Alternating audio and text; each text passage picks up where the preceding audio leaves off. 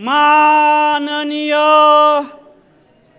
सदस्यहरू, सम्माननीय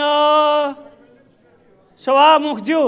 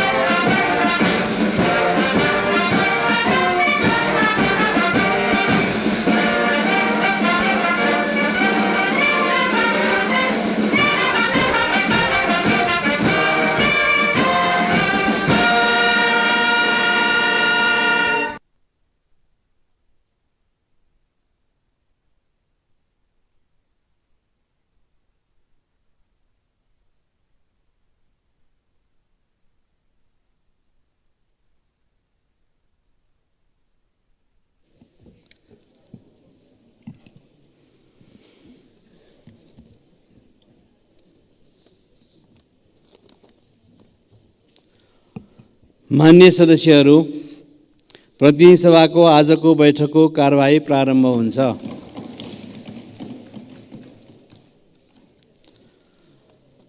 मान्य सदस्यहरू सबै उठ्नु भएको छ। के राख्नुपर्ने चाहिँ के छ समस्या?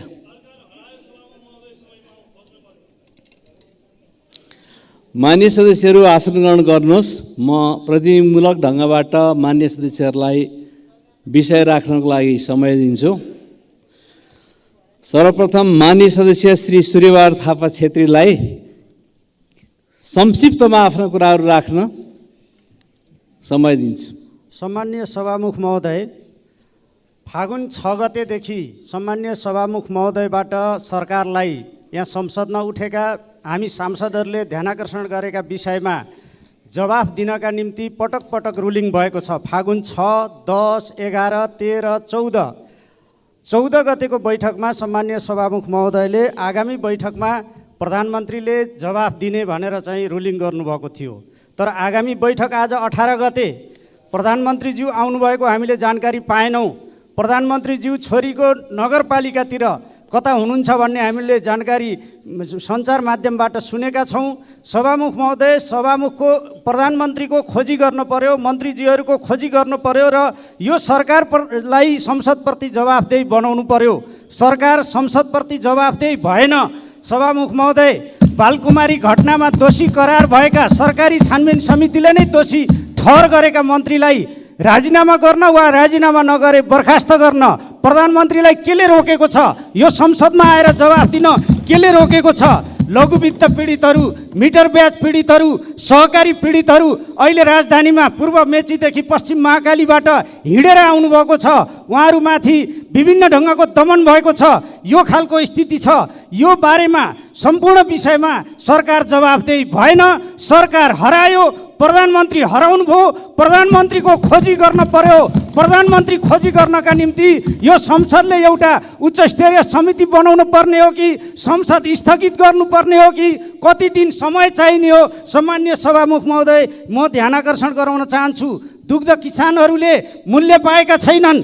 निजी क्षेत्रका डेरीहरूले पनि भारतीय दुध आयातले गर्दा हामी चाहिँ घाटामा पर्यौँ भनेर 5 देखि 7 रुपियाँ मूल्य बढाएर किसानहरूले त्यस बापतको आफूले दिएको दुधको मूल्य पाउन सकेका छैनन् र किसानहरूले जुन ढङ्गले चाहिँ यो आफ्नो दुधको मूल्य पाउन सकेका छैनन्। दुधको मूल्य दिन नसक्ने सरकारले शासन चलाएको भनेर के फुर्ती गरेको हो?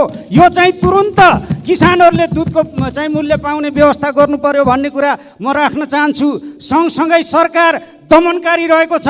सिंहदरबार वरिपरि निषेधित क्षेत्र घोषणा गर्ने, यो संसद वरिपरि निषेधित क्षेत्र घोषणा गर्ने, युद्धग्रस्त क्षेत्र जस्तो घोषणा गर्ने यो काम गरेको छ।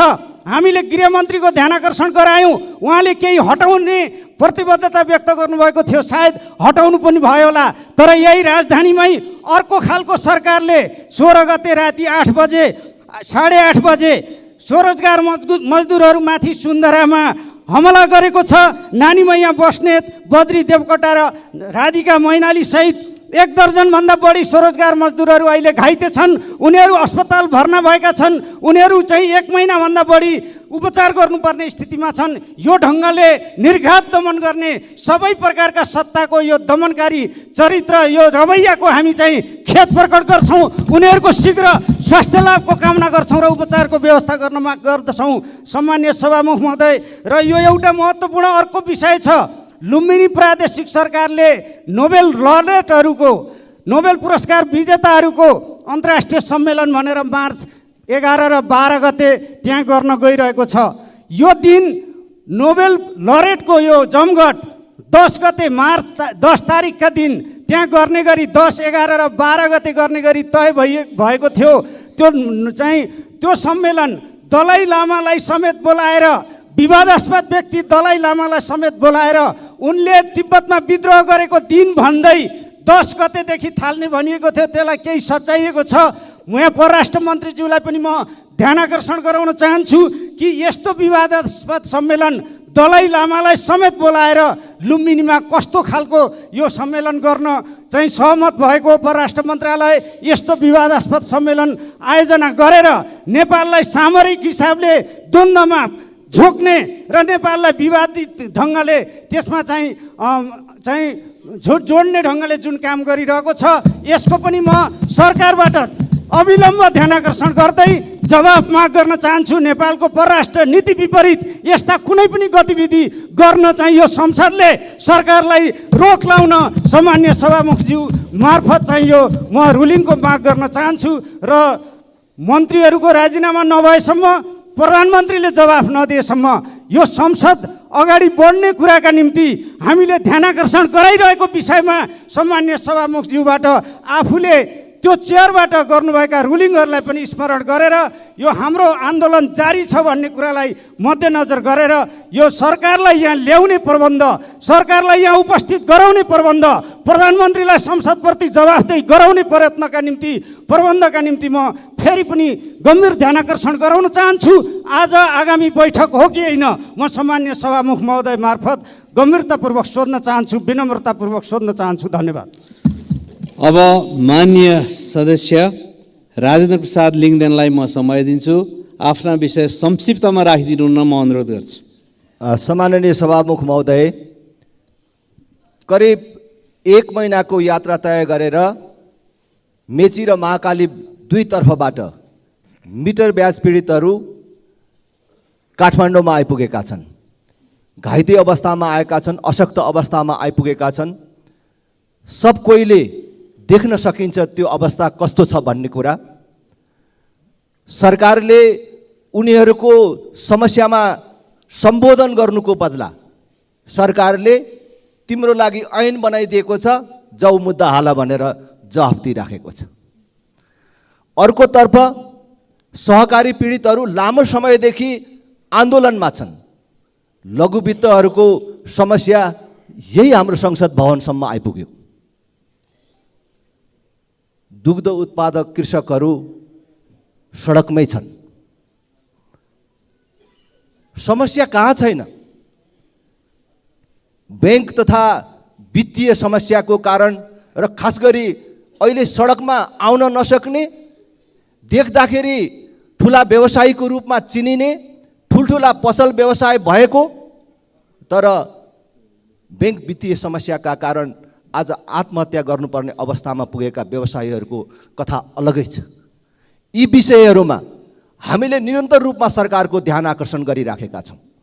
संसदका सबै माननीय सदस्यहरूले कुनै न कुनै ढङ्गले यो विषयमा आवाज उठाइराख्नु भएको छ।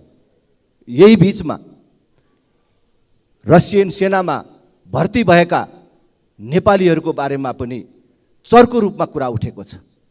हामीले त्यस विषयमा सङ्कल्प प्रस्ताव समेत दर्ता गरेका छौँ।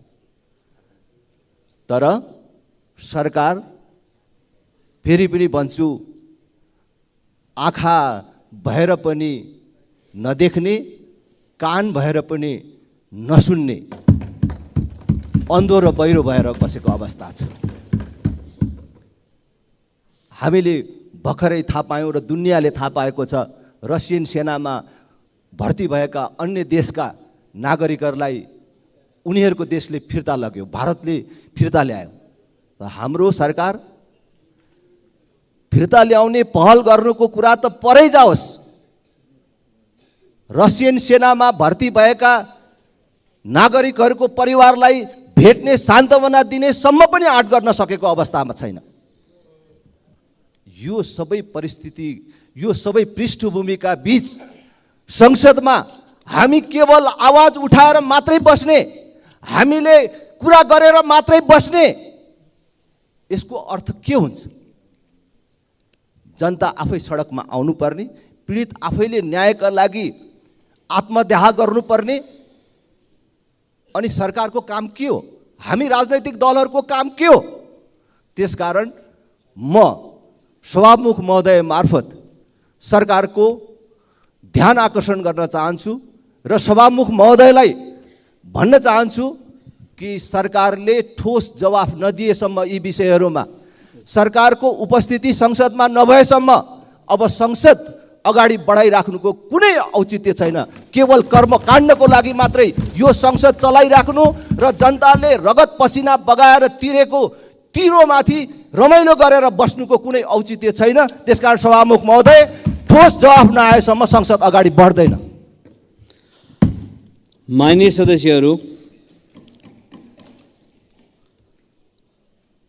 सदस्यहरूले दलगत रूपबाट पनि आफ्नो कुराहरू राखिसक्नु भएको छ। फेरि पनि किन उठिरहनु भएको छ? म माननीय सदस्यहरूलाई बस्न अनुरोध गर्छु।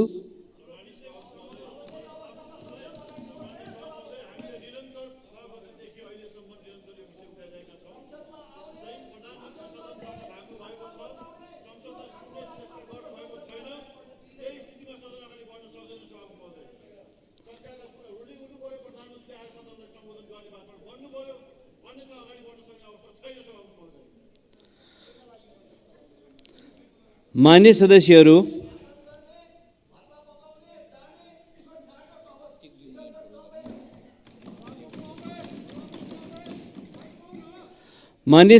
आसन ग्रहण गरौँ अनि राख्नुपर्ने विषयहरूलाई व्यवस्थित ढङ्गबाट राख्दै जाउँ।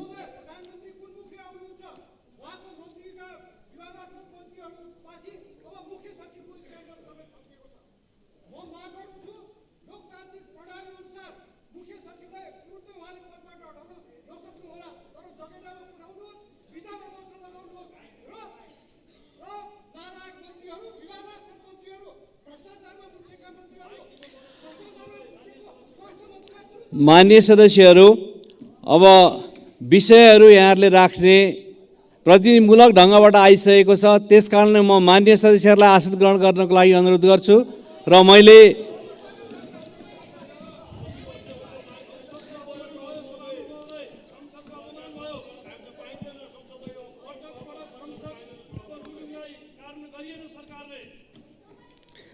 मान्य सदस्यहरू आसन ग्रहण गरेर सुनौँ, त्यस पछाडि चित्त बुझेन भने के गर्नुपर्छ बाँकी गर्नको लागि म अनुरोध गर्छु। मान्य सदस्यहरू आसन ग्रहण गरौँ।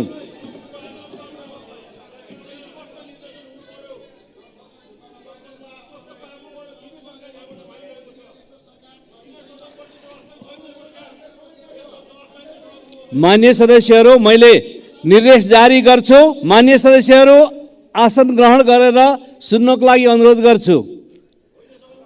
मान्य सदस्यहरूले उठाउनु भएको विषयका सम्बन्धमा यसअघिका बैठकहरूमा सरकारलाई बैठकमा उपस्थित भई जवाफ दिन स्पष्ट निर्देशन गरिसकिएको बेहोरा म जानकारी गराउँदछु। म यसलाई फेरि भन्दछु, माननीय सदस्यहरूले उठाउनु भएको विषयको सम्बन्धमा यसअघिका बैठकहरूमा सरकारलाई बैठकमा उपस्थित भई जवाब दिन स्पष्ट निर्देशन गरिसकेको बेहोरा जानकारी गराउँछु। माननीय सदस्यहरूले आजको बैठकमा पनि विभिन्न विषयहरूका सम्बन्धमा सरकारको ध्यान आकर्षण गराउँदै जवाफको माग गर्नुभएको छ।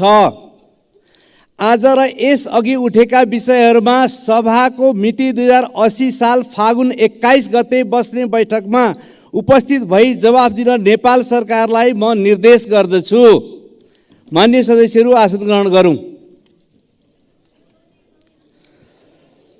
अब म 2 मिनेटमा आफ्नो कुरा राख्नको लागि डाक्टर सीके राउतलाई समय दिन्छु।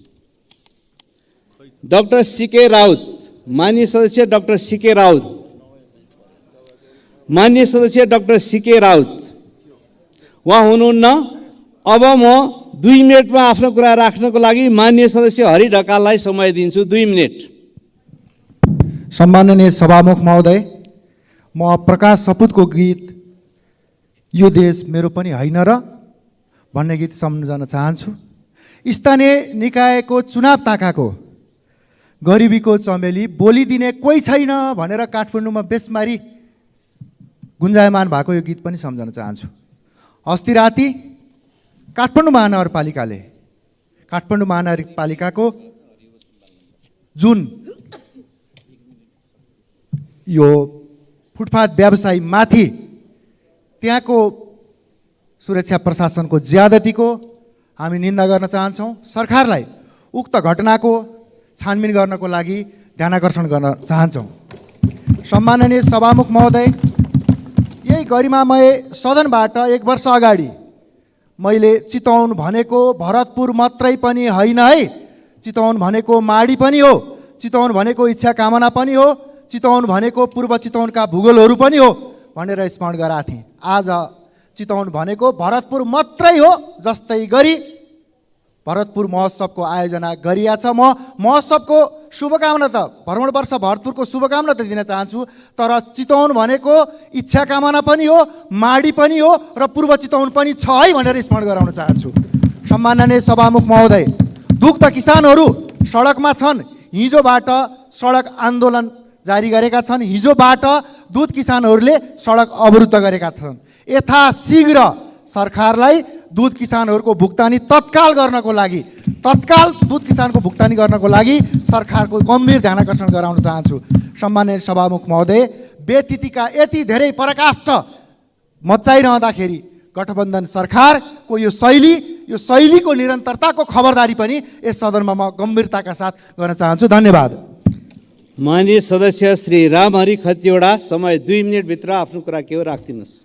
सभामुख महोदय, मैले 2080 फागुन 10 गतेका दिन यस संसदमा एउटा कुरा राखेको थिएँ।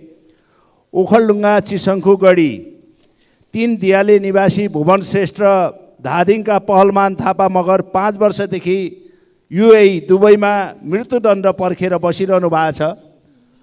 नेपालकै नवलपरासीको बाबुराम आलेलाई हस्पिटल लाँदा बाबुराम आलेको मृत्यु भइसकेपछि उहाँहरूलाई 5 वर्षदेखि मारेको अभियोगमा जेलमा राखिएको छ र 50 लाख ब्लड मनी नदिएदेखि यही महिनामा मृत्युदण्ड, मार्चमै मृत्युदण्ड दिने फसेला दुबई सरकारले सुनाएको छ। मैले सम्माननीय प्रधानमन्त्री र परराष्ट्र मन्त्रीज्यूलाई यो बारेमा ती 2टा नेपाली नागरिकलाई स्वदेशमा ल्याउन र ब्लड मनीको व्यवस्था गर्न अनुरोध गरेको थिएँ। आज परराष्ट्र मन्त्री यहाँ उपस्थित भएको देखेको छु। म अनुरोध गर्न चाहन्छु सभामुख महोदय, त्यहाँ भएका ती 2टा अबोध नेपाली नागरिकलाई ब्लड मनीको व्यवस्था गरेर नेपालमा ल्याउने, तुरन्त ल्याउने व्यवस्था गरिदिन सादर अनुरोध गर्न चाहन्छु सभामुख महोदय। साथै विपिन जोशीको अवस्था के छ भनेर मैले त्यस बेला पनि क्वेसन्स गरेको थिएँ। मलाई लाग्छ विपिन जोशी पनि सकुशल नेपाल आउनेछन्, त्यसको पनि जवाब परराष्ट्र मन्त्रीबाट हुनेछ भन्ने विश्वास लिएको छु। त्यस्तै रसिया र युक्रेनमा नेपाली छोराहरू मृत्यु वर्ण गरिरहनु परेको छ। ती सम्पूर्णलाई नेपालमा ल्याउने व्यवस्था होस् भनेर अनुरोध गर्न चाहन्छु। र अर्को, भर्खरै मैले एउटा समाचार यी सुने सभामुख महोदय। 753वटा स्थानीय तहको मलाई जानकारी थियो, तर छोरीको नगरपालिका भन्ने जानकारी थिएन। यो कहाँ पर्दो रहेछ? म सभामुख महोदय मार्फत भन्ने मान्य सदस्यलाई अनुरोध गर्न चाहन्छु, नयाँ नामाकरण भएछ। यो नेपालको कुन नगरपालिका रहेछ? छोरीको नगरपालिका।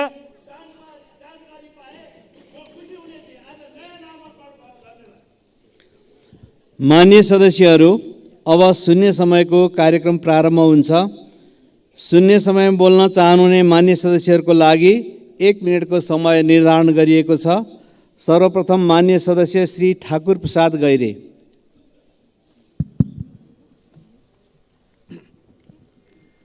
सामान्य सभामुख महोदय, नेपाली भूगोल सुन्तला खेतीको लागि अत्यन्त प्रचुर छ। सुन्तला स्वास्थ्यका लागि लाभदायक पनि छ र अत्यन्त मिठो फल पनि छ। भारतले आँपलाई, जापानले हलुवा बेदलाई राष्ट्रिय फल बनाएको छ। त्यसै गरी नेपालले सुन्तलालाई राष्ट्रिय फल घोषणा किन नगर्ने? म सरकारको ध्यानाकर्षण गर्न चाहन्छु, सुन्तलालाई नेपालको राष्ट्रिय फल घोषणा गरी त्यसअनुसारको विकासको निम्ति बजेट सहितको प्रबन्ध गरियोस्। नेपालमा वर्षेनी करिब 30 अर्ब 61 करोडको सुन्तलाको कारोबार हुने गरेको छ। 7 लाखले रोजगारी पाउने गरेका छन्। नेपाल यो अन्नबाली भन्दा सुन्तला खेतीबाट 6-7 गुणा बढी लाभ हुने गरेको छ। सुन्तलाबाट कृषि क्षेत्रको कुल ग्राहस्थ उत्पादनको करिब 1% योगदान रहने गरेको छ। नेपालको 0.24 देखि 1.22 मेट्रिक टन का हिसाबले नेपालमा 34,150 मेट्रिक टन कार्बन स्थिरीकरणमा सुन्तलाले योगदान पुर्याउने गरेको छ। स्वास्थ्यका लागि र सँगसँगै सिधै खाने लगायत यसका अनेकन। मान्य सदस्य श्री डोल प्रसाद अर्याल। सम्माननीय सभामुख महोदय, म आज शुक्ला फाटाका आरक्ष पीडित र नागढुङ्गामा भइरहेको अवरोधको विषयमा यस सदनको ध्यानाकर्षण गराउन गइरहेको छु। तत्कालीन शाही शुक्ला फाटा वन्यजन्तु आरक्ष विस्तार गरेपछि कञ्चनपुरका हजारौँ स्थानीयवासीहरू विस्थापित हुनु पर्यो। सरकारले ती परिवारलाई अन्यत्र स्थानान्तरण गरेर सट्टा भर्ना गर्ने भनिए पनि आधाभन्दा बढी परिवारले 25 वर्ष बितिसक्दा समेत जग्गा पाउन सकेका छैनन्। पीडितका लागि छुट्याइएको जग्गा हाल भूमि आयोगले अन्य व्यक्तिलाई वितरण गर्न लागेको भनेर अख्तियार दुरुपयोग अनुसन्धान आयोगमा उजुरी परेको अवस्था छ। भूमि आयोगको अनियमितता र अनधिकृत वितरण रोक्न साथै अनियमिततामा संलग्नतालाई यथाशीघ्र कारबाहीको दायरामा ल्याउँदै पीडितलाई तत्काल जग्गा उपलब्ध गराउन म यस सदन मार्फत सरकारको ध्यानाकर्षण गराउन चाहन्छु। यसै सभामुख महोदय, ब्रेक थ्रु गर्ने तयारी गरिएको नागढुङ्गा सुरुङ मार्गको काम अहिले सरकारकै कारण ठप्प छ। स्थानीयवासीसँग गरेको प्रतिबद्धताहरू कार्यान्वयन नगरेकै कारण सरकारले अहिले दैनिक झन्डै 1.5 करोड रुपियाँ जरिवाना तिर्नुपर्ने अवस्था आइलागेको छ।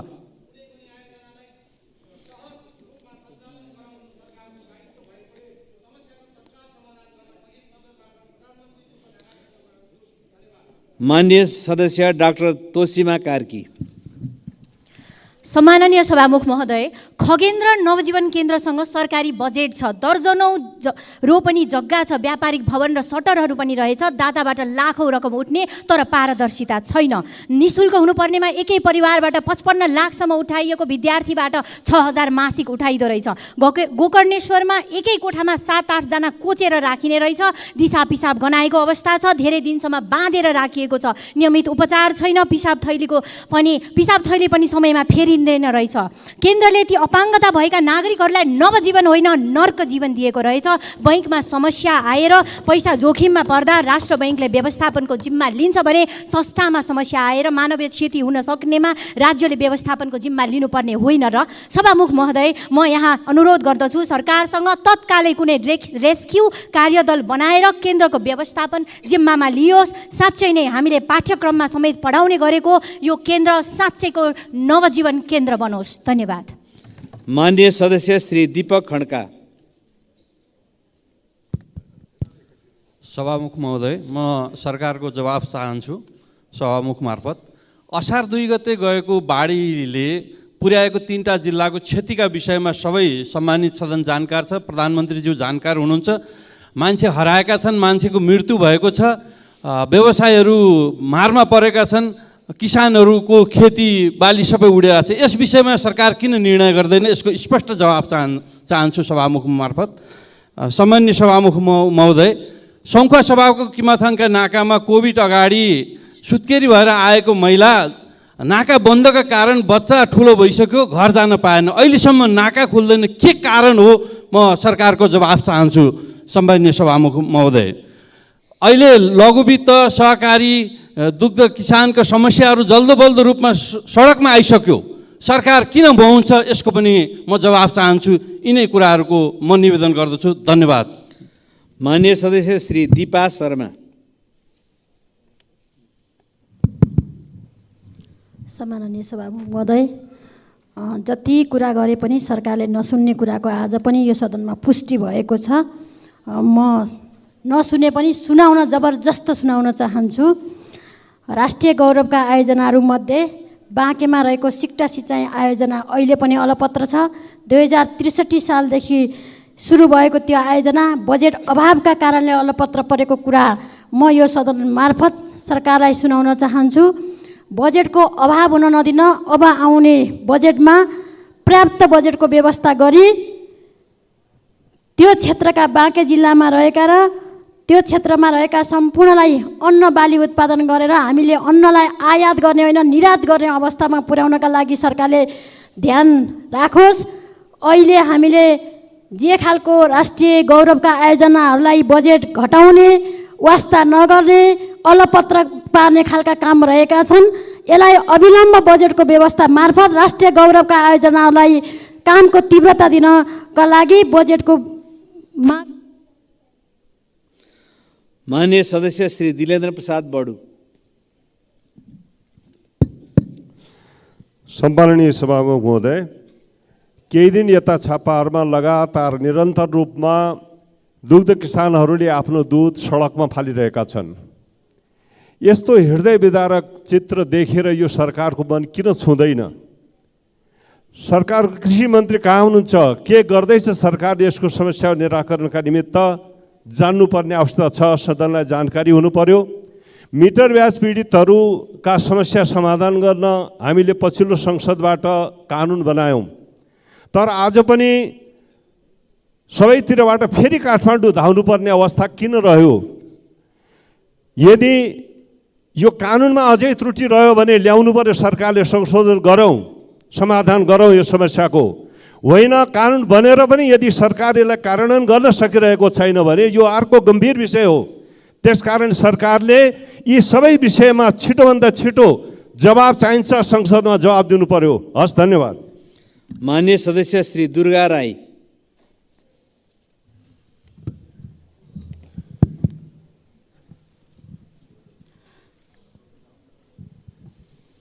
सम्माननीय सभामुख महोदय, जनताको सर्वोच्च जनप्रतिनिधिमूलक सम्मानित सदनमा संविधानको मातहतमा रही मुलुकको हित र आम नागरिकको समस्याको समाधान गर्नको लागि हाम्रा बहस र छलफलहरू केन्द्रित गर्नुपर्ने हो, तर हाम्रो ध्यान त्यतातिर गएको देखिँदैन।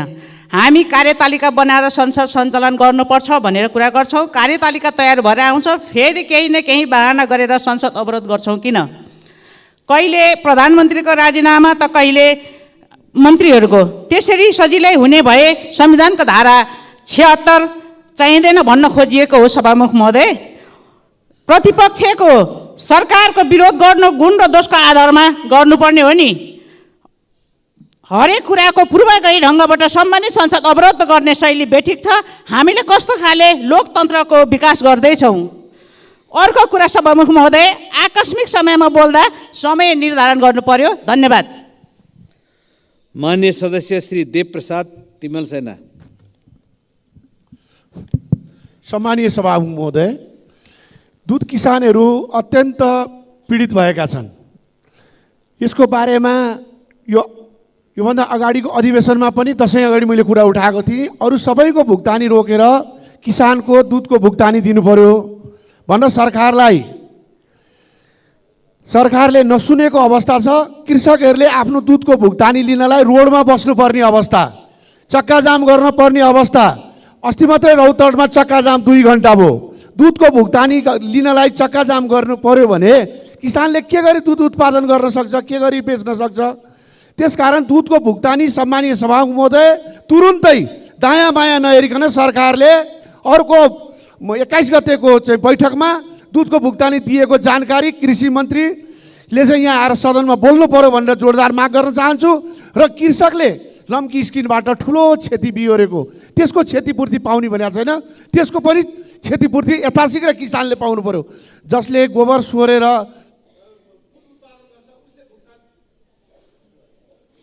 मान्य सदस्य श्री देवेन्द्र पौडेल।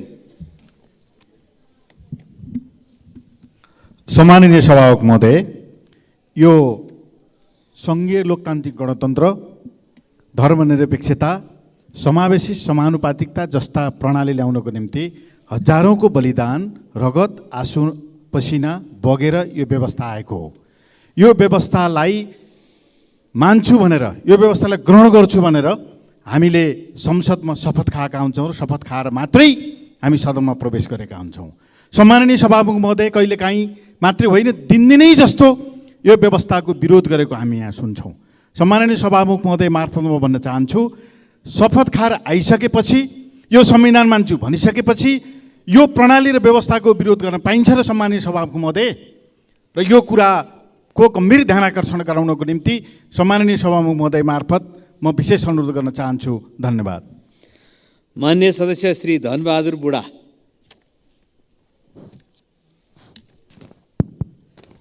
सम्माननीय सभामुख महोदय, डोल्पा जिल्लाको विमानस्थल धाउनमार्ग मर्मत गर्नुपर्ने भएकोले 2080 साल फागुन 16 गतेदेखि बन्द भएको छ। त्रिपुरा सुन्दरी नगरपालिका वार्ड नम्बर 7 स्थित मसिनेचौर विमानस्थल निर्माण कार्य सम्पन्न भएको 1 वर्ष बितिसक्दा मैले बारम्बार पहल गर्दा पनि हवाई जहाज उडान परीक्षण हुन सकेको छैन। तसर्थ उक्त मसिनेचौर विमानस्थल उडान परीक्षण गरी यथाशीघ्र नेपाल एयरलाइन्सको जहाज निजी क्षेत्रको जहाज नियमित रूपमा सञ्चालनमा ल्याउन हुन यो सम्मानित सदन मार्फत सरकारको ध्यानाकर्षण गर्न चाहन्छु। धन्यवाद। मान्य सदस्य श्री धवल शमशेर जङ्गबहादुर राणा। सम्मान्य सभामुख महोदय, अहिले भर्खर एकजना सांसदज्यूले भन्नुभयो कि यो व्यवस्थाको हामीले विरोध गर्न मिल्छ कि मिल्दैन। यो संविधानमा संविधानभित्र बसेर यो संविधानलाई परिवर्तन गर्न सक्ने व्यवस्था संविधानभित्र छ र यो देश चल्न सकिरहेको छैन। जनता आक्रान्त छ, देश आक्रान्त छ। हामीले यस्तो व्यवस्था, यो देशको व्यवस्थालाई परिवर्तन गर्नको लागि, यो अवस्थालाई परिवर्तन गर्नको लागि हामीले व्यवस्था परिवर्तन गर्न, यो अवस्था परिवर्तन गर्न, व्यवस्था परिवर्तन गर्ने आन्दोलन राष्ट्रिय प्रजातन्त्र पार्टीले सडकमा छेडिसकेको छ। सभामुख महोदय, अब यो संविधानलाई परिवर्तन गर्ने, यो व्यवस्थालाई परिवर्तन गर्ने र यो अवस्थालाई परिवर्तन गर्नको लागि जनता जनार्दनलाई यहीँबाट म आह्वान गर्न चाहन्छु। धन्यवाद। मान्य सदस्य श्री नवल किशोर शाह सुडी।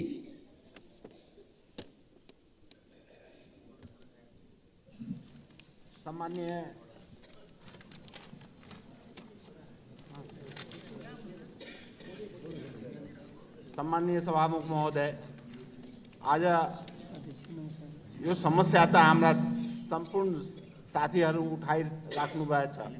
दुधको सम्बन्धमा दुध विकासले, डिडिसीले अब हाम्रो क्षेत्र सप्तरी 1 नम्बर क्षेत्रको अग्निसार कृष्ण सबरन गाउँपालिका वार्ड नम्बर 6 स्थित महुलीमा अवस्थित यस आदर्श बहुमुखी दुग्ध उत्पादक सहकारी संस्थाको पशुपालन तथा दुध उत्पादन व्यवसाय मार्फत 95% जनता यहाँ जो छ पहाडबाट ओर्लेर मौली नदी किनारमा बसेको उहाँहरूको सम्पूर्णको आय स्रोत मात्र पशुपालन भएको हुनाले 8 महिनादेखि डिडिसीले विराटनगर स्थित दुध वितरण प्रणाली अन्तर्गत 5 करोड रुपियाँको भुक्तान दिएको छैन। एउटा गाउँ स्तरको सहकारी कसरी यो अवस्थामा चल्न सक्छ र हिजोदेखि त्यहाँ राजमार्ग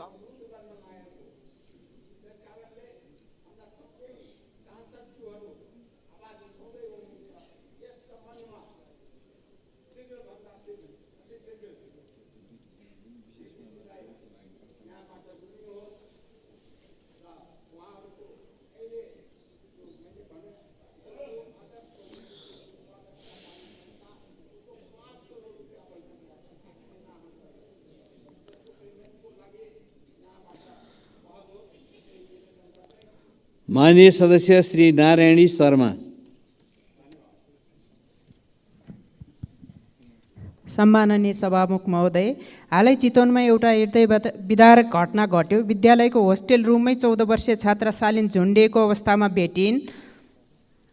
5 दिनपछि शिक्षण अस्पतालबाट रिपोर्ट बलात्कारपछि हत्या हो भन्ने आयो। कतै शालिनको पनि निर्मलाको जस्तै केस गुमनाम हुने स्थिति नबनोस्, तुरुन्त छानबिन गरी दोषीलाई कानुनको दायरामा ल्याइयोस्। स्कुल होस्टेलमा निगरानी र अनुगमन गर्ने कुरालाई व्यवस्थित गरियोस्। स्वर्गद्वारी गुठी पीडित मोही किसान सङ्घर्ष समितिबाट विगत केही दिनदेखि दाङको घोराइमा भइरहेको आन्दोलनप्रति सरकारको ध्यान आकर्षण भई भूमि व्यवस्था सहकारी तथा गरिबी निवारण मन्त्रालय सहसचिव कृष्णप्रसाद सापकोटाको नेतृत्वमा वार्ता समिति गठन गरेकोमा सरकार तथा सो मन्त्रालयलाई धेरै धेरै धन्यवाद दिन चाहन्छु र सो वार्ता समितिले किसानहरूका माग पुरा गरी छिटोभन्दा छिटो समस्या समाधान गरोस्।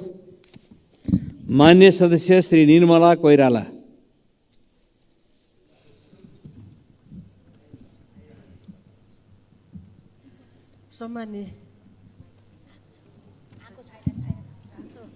सम्मान्य सभामुख महोदय, हामीले पटक पटक सम्बन्धित सदनमा मिटर ब्याजी र लघुविद्युत पीडितले भोग्नु परेका समस्याहरू उठान गरिरहेका छौँ। पीडितहरू न्याय खोज्दै 23 दिनको पैदल यात्रा पश्चात अहिलेसम्म 5 पटक काठमाडौँ आइसकेका छन्। पीडित महिलाहरू, ज्येष्ठ नागरिकहरू पैदल यात्रा गर्दा एकातिर पैतालाका छाला खुइलेर चर्याइरहेका घाउ बोक्दै काठमाडौँका सडकमा न्याय माग्दै हिँडिरहँदा सरकारलाई कति पनि छुन सकेको छैन। उल्टै पीडितहरूलाई धरपकड गर्ने काम भएको छ।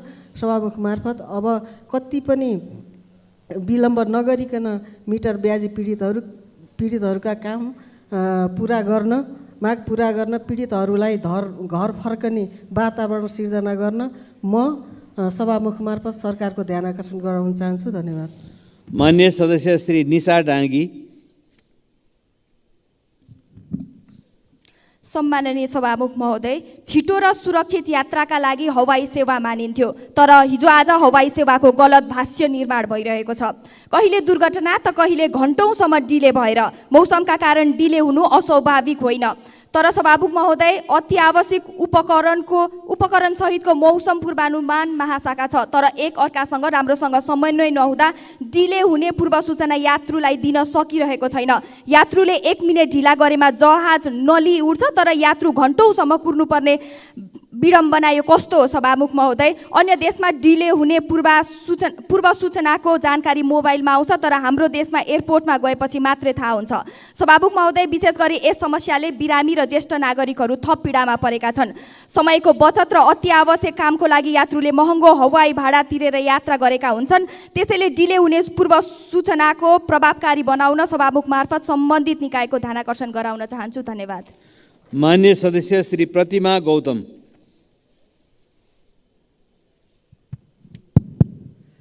सम्मानीय सभामुख महोदय, काठमाडौँ देशको राजधानीमा रहेको 3 कुने कसैले नचिन्ने कुरै भएन। एउटा सुन्दर स्थान बेला बखत विभिन्न राष्ट्रका विशिष्ट पाहुना आउँदा करोड लगाएर दुलै झै सिँगारिएको देख्ने गरेका छौँ। तर ती 3 कुने भित्रका कति मनहरू रोइरहेका छन्, कति भाँचिएका छन्। त्यहाँका कथा व्यथा कारुणिक छन्। आफ्ना बाउ बाजे पुर्खाले आर्जेको जमिन सरकारले विकासको आवश्यकता महसुस गरी आफ्नो पोल्टामा लिएको दशकौँ भयो, तर त्यहाँका बासिन्दाहरूलाई सम्बोधन गर्ने विषयमा सरकारले चासो देखाएको छैन। उक्त जग्गा धनीहरूलाई दिनुपर्ने उचित मुआब्जा क्षतिपूर्तिको विषयमा सरकार कहिले गम्भीर भएन। यो विषय आउँदा सरकार सधैँ चिर निन्द्रामा रह्यो। सभामुख महोदय, व्यक्तिको सम्पत्ति सरकारले लिँदा के तिनीहरूलाई उचित क्षतिपूर्ति मुआब्जा दिनु पर्दैन? कति वर्षसम्म कुर्नुपर्ने हो या दिँदै नदिने हो? सरकारले अब स्पष्ट जवाफ दिनु पर्यो। यसरी जनतालाई अन्योलताको भुग्रोमा पिल्स्याउने काम बन्द गरी यथाशीघ्र उचित मुआब्जा दिने कार्य गरियोस् भन्दै सभामुखज्यू मार्फत सरकारको गम्भीर। मान्य सदस्य श्री प्रतीक्षा तिवारी। सम्माननीय सभामुख महोदय, 1 मिनेटको शून्य समयमा मान्यज्यूहरूले उठाउनु भएको विषय यो सरकारले सुन्न सकेन, बुझ्न सकेन, सम्बोधन गर्न सकेन। तसर्थ सम्मान्य सभामुख महोदय, यो शून्य समय 1 मिनेटबाट बढाएर 3 मिनेट गर्न सभामुखज्यूको ध्यान आकर्षण गराउन चाहन्छु।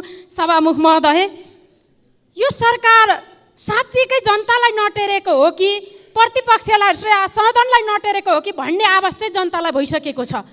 मिटरबाजीका पीडितका समस्या, लघु वित्त सहकारीका समस्या र दुग्ध उत्पादन गर्ने जुन दुग्ध किसानहरूका चाहिँ समस्या छन् त्यो सरकारले सुन्नु पर्दैन, सम्बोधन गर्नु पर्दैन। सभामुख महोदय, तसर्थ यो सरकारलाई गम्भीर ध्यानाकर्षण गराउन चाहन्छु कि यी जनताका समस्या सरकारले आँखा खोलेर कान सुनेर जनताका प्रत्यक्ष समस्या यी नेपाली नागरिकका समस्या हुन् भन्ने ढङ्गले समाधान गरोस्। माननीय सदस्य श्री प्रदीप यादव। सम्मानीय सभामुख महोदय, नेपाल सरकारले केही दिन अगाडि टिकटकमा प्रतिबन्ध लगायो, जुन स्वागत योग्य निर्णय थियो। किनभने सामाजिक सञ्जाललाई टिकटकले दुरुपयोग गरेर विभिन्न समुदाय, धार्मिक, सांस्कृतिक र वेशभूषाका व्यक्तिहरू बीचको सामाजिक सद्भाव र पारिवारिक एकतामाथि खलल पुर्याउने काम गरिरहेको थियो। त्यसको लागि टिकटक नै सबैभन्दा बढी माध्यम बनाइएको थियो र अहिले पनि बनाइएको छ। किनभने टिकटकमा नेपाल सरकारले प्रतिबन्ध लगायो तर कागजमा नै सीमित भयो। नेपाल सरकारको निर्णय केही इन्टरनेट सेवा प्राध्यापक कम्पनीले टेरेको छैन, टिकटक चलाइ नै राखेको छ। नेपाल सरकारको निर्णय केही इन्टरनेट सेवा प्रदायकले मानेको छैन भने सरकारले सक्दो कारबाही गर्नु पर्यो र सरकारसित हिम्मत छैन भने पूर्ण रूपले टिकटक चाहिँ खुला गरिदिनु पर्यो। किनकि नेपाल सरकारको टेक्नोलोजी नै कमजोर छ। यही भारतमा टिकटक प्रतिबन्ध छ तर कुनै पनि माध्यम। माननीय सदस्य श्री बद्री प्रसाद पाण्डे। मनसुन सुरु हुन करिब 3 महिना मात्र बाँकी छ। वैशाख जेठपछि गरिने विकास बजेटको चरम दुरुपयोग र आयोजनाहरूको गुणस्तरताहीनताले अभिशप्त असारे विकासका नाममा लाञ्छित छ। चालु आर्थिक वर्षको 8 महिना बितिसक्दा 20% हाराहारी मात्र पुँजीगत खर्च हुनुले यसपटक पनि यो नियति दोहोरिने हो कि भन्ने चिन्ता बढाएको छ। यस वास्तविकतालाई गम्भीरतापूर्वक लिँदै निर्माण कार्यमा द्रुत प्रणाली अपनाउन साथै पिछडिएको क्षेत्रको इपिसेन्टरकै रूपमा रहेका जिल्लाहरू बाजुरा, हुम्ला, मुगु, कालीकोट, अछाम र बझाङको जीवनस्तरमा प्रत्यक्ष प्रभाव पार्न सक्ने सेती लोकमार्ग, कर्णाली करिडोर, साँफेबगर, मार्तडी, कोल्टी लगायतका सडकहरूको निर्माण, गुणस्तर सुधार र सडक खण्डका पुलहरूको निर्माणमा उच्च प्राथमिकताका साथ कार्यान्वयनमा तीव्रता दिन सम्माननीय सभामुखज्यू मार्फत नेपाल सरकारको गम्भीर ध्यानाकर्षण गर्न चाहन्छु। धन्यवाद। जय नेपाल। माननीय सदस्य श्री बलराम अधिकारी।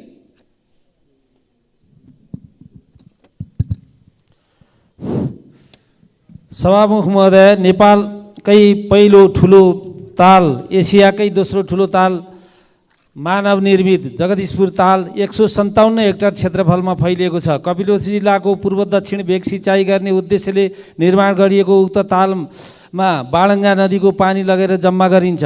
हाल उक्त नहरले 6300 हेक्टर जमिन सिँचाइ गर्दै आएको छ भने हजारौँ चराचुरुङ्गीहरू रमाउने गर्दछन्। 35 सालदेखि सञ्चालन भएको नहरबाट पूर्वी शाखा निकालेर ताललाई मर्मत सम्मार व्यवस्थापन गर्ने हो भने थप 7000 हेक्टर जमिन सिँचाइ हुन सक्छ भनेर बाणङ्गा सिँचाइका योजना प्रमुख बताउनुहुन्छ। विगतमा उक्त नहर पश्चिमाञ्चल डिभिजन कार्यालय तौलिया अन्तर्गत पर्दथ्यो। मुलुक सङ्घीयतामा गएपछि उक्त कार्यालय प्रदेश अन्तर्गत कायम गरियो, जसका कारण हाल प्रदेशले हेर्ने गर्दछ। जबकि 5000 हेक्टर भन्दा कम क्षेत्रफल सिँचाइ हुने योजनाहरू मात्रै प्रदेशले हेर्ने नीति बनाइएको छ। तसर्थ बाणङ्गा सिँचाइ योजनालाई सङ्घ अन्तर्गत कायम गरी खेर गइरहेको बाणङ्गा नदीको पानी सदुपयोग गरेर थप।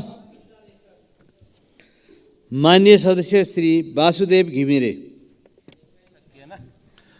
सम्माननीय सभामुख महोदय, स्वास्थ्य बिमा कार्यक्रम स्वास्थ्य सेवामा सर्वसाधारणको सहज पहुँच पुर्याउने सामाजिक सुरक्षाको एक महत्त्वपूर्ण कार्यक्रम हो। 2072 सालबाट सुरु भएको यो कार्यक्रममा हाल झन्डै 22,16,000 परिवारका 71,81,000 नागरिक आबद्ध छन् भने बिमाको सुविधा 440 स्वास्थ्य संस्थामा उपलब्ध छ। स्वास्थ्य बिमा आफैमा लोक कल्याणकारी कार्यक्रम भए पनि यसको प्रभावकारितामा गम्भीर समस्याहरू देखेका छन्।